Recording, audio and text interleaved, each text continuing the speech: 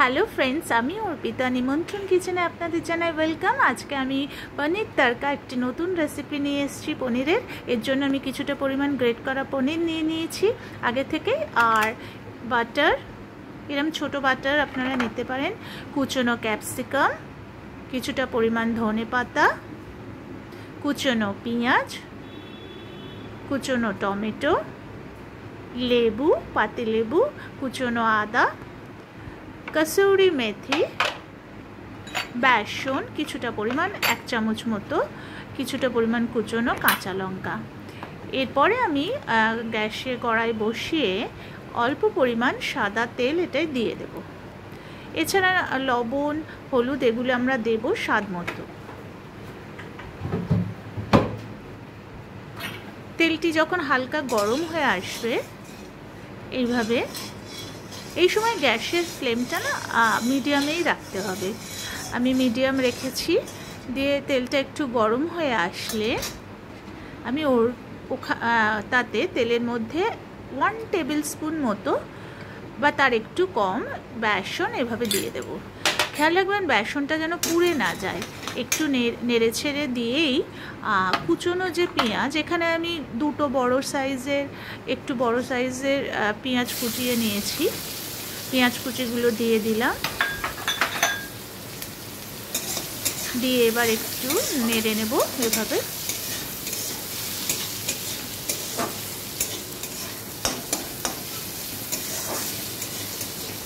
পেঁয়াজগুলি হালকা একটু লাল হয়ে আসলে, পুরো আমরা কড়া করে পেঁয়াজগুলো ভাজবো না, ফ্লেমটা যেহেতু মিডিয়ামে আছে, মাঝে মাঝে একটু হালকা নাড়া এটা দিয়ে দিতে হবে। দিয়ে নাড়িয়ে নেব আমরা। তারপরে আমি দিয়ে দিচ্ছি কুচনো টমেটো। এখানে আমি একটি বড় সাইজের টমেটো নিয়েছি। টমেটোটি দিয়ে আমি এবার আবারও একটু নেড়ে চেড়ে নেব এভাবে। সব মিলিয়ে মোটামুটি মিনিট 4 থেকে 5 মিনিট পর্যন্ত আমরা যদি এই সবজিগুলি দিয়ে নাড়াচাড়া করি, মোটামুটি সবগুলোই সিদ্ধ হয়ে আসবে। এরপরে যেটি দেব কুচনো ক্যাপসিকাম আমি দিলাম। এবার এই ক্যাপসিকাম দেওয়ার পরে আবার একটু নাড়াচাড়া করে নেব 1 মিনিট মতো এইভাবে। আপনারা যদি ক্যাপসিকাম না পছন্দ করেন আপনারা স্কিপ করতে পারেন, আপনাদের পছন্দ মতো সবজি আপনারা দিতে পারেন। এরপরে আমি দিয়ে দেব কুচনো কাঁচা লঙ্কা। আমি এখানে একটি বড় সাইজের লঙ্কা নিয়েছি। আপনারা যেরকম ঝাল খাবেন সেই অনুসারে আপনারা কাঁচা লঙ্কা দিতে পারেন। এইভাবে আমি আবারও 1 থেকে 2 মিনিট এগুলিকে নাড়াচাড়া করে নেব ঠিক এইভাবে। এরপর আমি দিয়ে দিচ্ছি স্বাদ মতো লবণ।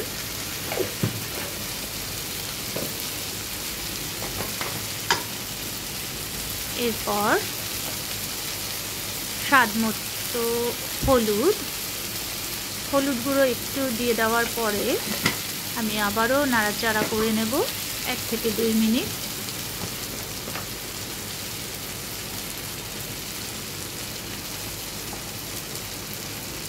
এবার একটু দিয়ে দেব কাশ্মীরি লঙ্কা গুঁড়ো। আমি দিলাম 1/2 টিস্পুন মতো। দিয়ে এবার আমি একটু নাড়াচাড়া করে নেব। খেয়াল রাখবেন গ্যাসের ফ্লেমটা যেন হাই না থাকে, মিডিয়ামে রেখেই আমাদের এই পুরো জিনিসটাকে একটু নাড়াচাড়া করে নিতে হবে আবারও 2 মিনিট মতো।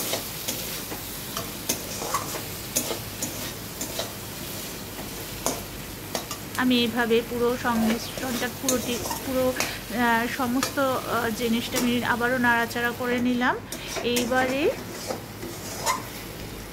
ক্যাপসিকামগুলোও হালকা সিদ্ধ হয়ে এসছে, দেখতে পাচ্ছেন আপনারা খুন্তিতে। এইভাবেই যখন হয়ে আসবে, আসল যে এই সমস্ত রেসিপির যে মেন হিরো ইনগ্রিডিয়েন্ট, সেই গ্রেট করা পনির আমি এর মধ্যে দিয়ে দিলাম। আমি আগে থেকেই এটা গ্রেট করে রেখেছিলাম। আপনাদের আর গোটা অংশটা আমি দেখাইনি পনিরের, আমি আগে থেকেই আমি পনিরটাকে গ্রেট করে রেখেছিলাম। এইবার পনিরটা দিয়ে দেওয়ার পর আমি আবারও নাড়াচাড়া করে নেব এইভাবে। সমস্ত জিনিসটা একসাথে মিশে আসবে। ফ্লেম কিন্তু গ্যাসের আপনারা এভাবেই মিডিয়ামে রেখেই নাড়াচাড়া করবেন।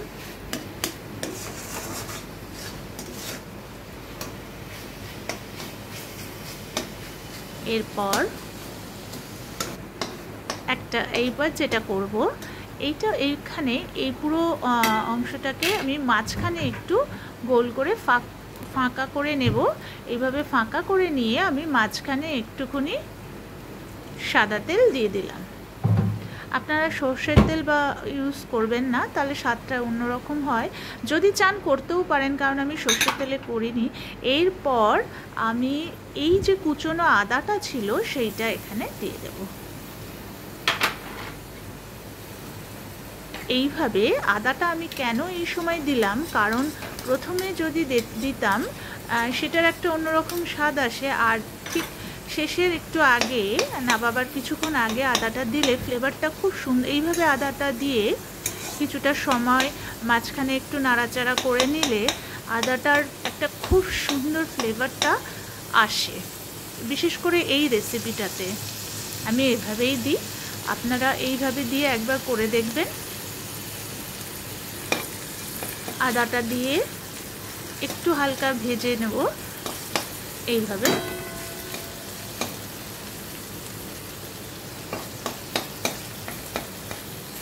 সুন্দরভাবে আদাটা যখন একটু বেশ ভাজা ভাজা হয়ে আসবে, আস্তে আস্তে আমরা এইভাবে নেড়ে দেবো, আবার পুরো অংশটা মিশিয়ে দেবো এইভাবে।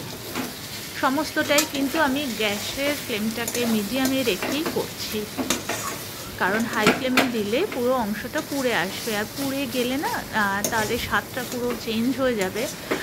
কারণ পনিরের স্বাদটা একটা সত্যি অন্যরকম সুন্দর স্বাদ। আর এভাবে আদাটাকে এভাবে মিশিয়ে নিলাম আবারও। এরপর আমি এর উপর কুচনো ধনেপাতা ছড়িয়ে দেব। আমি একটু বেশি পরিমাণেই ধনেপাতা দিয়েছি, কারণ ধনেপাতারও ফ্লেভারটা এটার সঙ্গে খুব সুন্দর যায়, খুব ভালো লাগে, গন্ধটাও খুব ভালো লাগে এবং স্বাদেও খুব সুন্দর লাগে। এভাবে ধনেপাতা দেওয়ার পরে আমি পুরো অংশটাকে এবার আবারও মিশিয়ে নেব। 1 থেকে 1.5 মিনিট মতো এরকম সময় ধরে একটু নাড়াচাড়া করে নেব এইভাবে।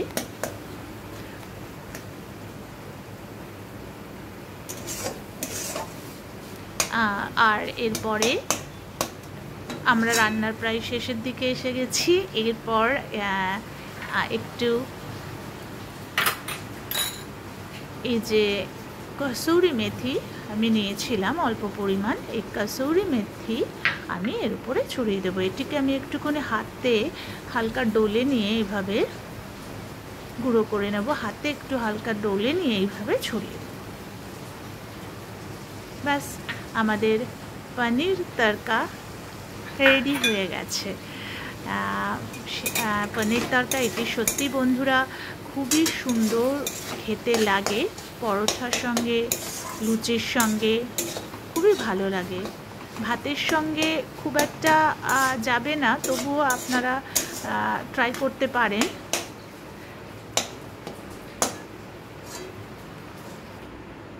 ব্যাস, আমার আজকে পনির তরকা সম্পূর্ণ রেডি।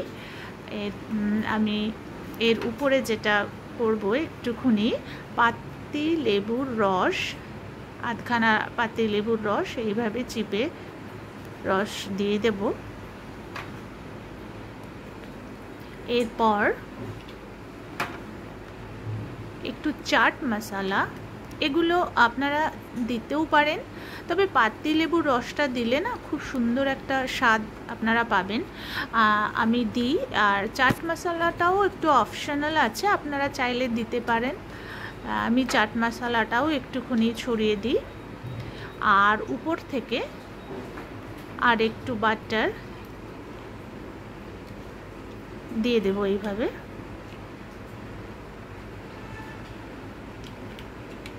বাটার দিয়ে দেওয়ার পর ব্যাস আমাদের পনির তড়কা রেডি হয়ে গেছে। এটা বাচ্চাদের টিফিনেও আপনারা দিতে পারেন। ব্রেডের মধ্যে একটু ব্রেডটাকে হালকা টোস্ট করে নিয়ে একটু তার মধ্যে আপনারা এটাকে দিতে পারেন, ব্রেডের সঙ্গেও খেতে ভালো লাগবে। এরপর একটু পেঁয়াজ এভাবে আমি উপরে দিয়ে দিলাম জাস্ট একটু সুন্দর লাগার জন্য। তো রেডি আমাদের আজকের পনির তড়কা। আপনারা নিজেদের ইচ্ছা মতো এটি ডেকোরেট করতে পারেন, সাজাতে পারেন সুন্দরভাবে আপনাদের মনের মতো। আমাদের পনির তড়কা রেডি। আর আমার এই রেসিপিটা যদি আজকে আপনাদের পছন্দ হয়ে থাকে বন্ধুরা, প্লিজ আমার চ্যানেলটিকে সাবস্ক্রাইব করবেন, শেয়ার করবেন, লাইক করবেন, কমেন্ট করবেন এবং আমার পাশে থাকবেন। ভালো থাকবেন বন্ধুরা, সুস্থ থাকবেন। আবার দেখা হবে পরের ভিডিওতে আরও নতুন কোনো রেসিপি নিয়ে। আর যদি সত্যি ভালো লাগে প্লিজ একটা লাইক করুন।